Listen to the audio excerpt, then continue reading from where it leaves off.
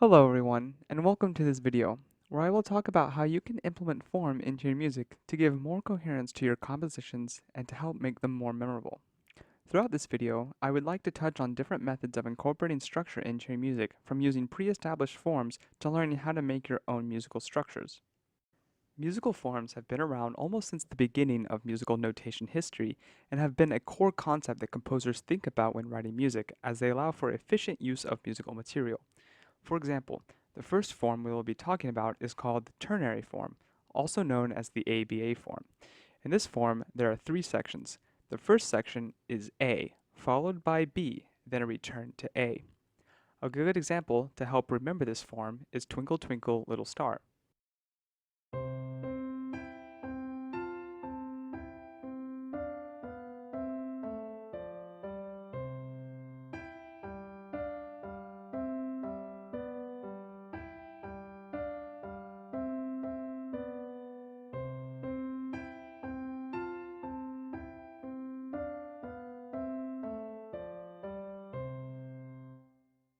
While this example is relatively short, it can be expanded on by having an ABA section nested within an entire section of the piece.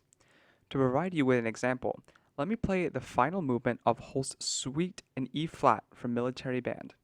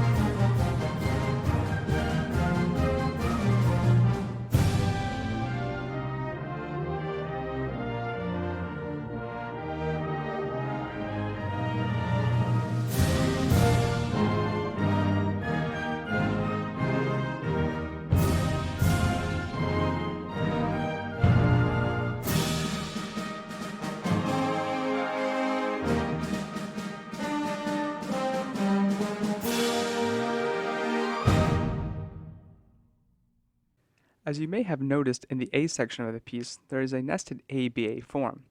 Also note that this movement as a whole is an ABA form repeated. Now, what if you wanted to write a piece that has more than two themes? Well, let's talk about rondo form. Rondo form is a form that consists of three themes or sections that are usually constructed in one of two ways: A, B, A, C, A, or A, B, A, C, A, B, A. While the rondo form traditionally implies a standard harmonic progression throughout the piece, I don't find it important to keep in mind, as composers nowadays don't often think about or adhere to standardized harmonic progressions of the common practice period.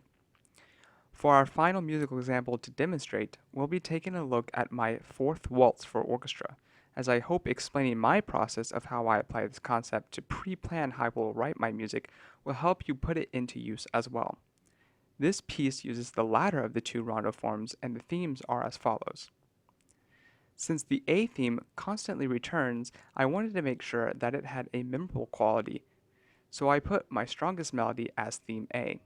Theme B and C were actually written at the same time and not individually, as I wanted later in the piece to play them both at the same time, which is a great way to develop your themes as well as make your orchestration sound fuller, which I touched on in my first How to Write for Orchestra video. Now that you've been introduced to the themes and structure, allow me to play the piece for you.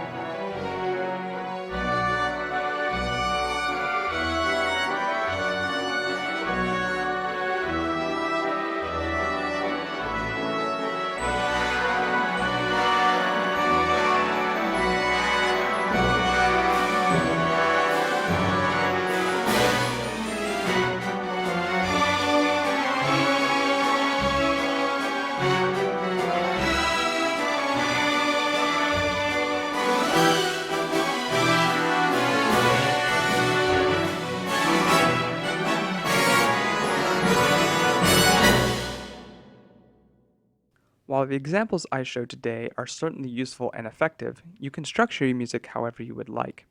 Perhaps you want an ABC form, or an AB form, or an AABA form. Regardless of how you want to structure your music, thinking about form overall is a great way to give coherence to your compositions, which can help the listener connect with the piece as they follow along.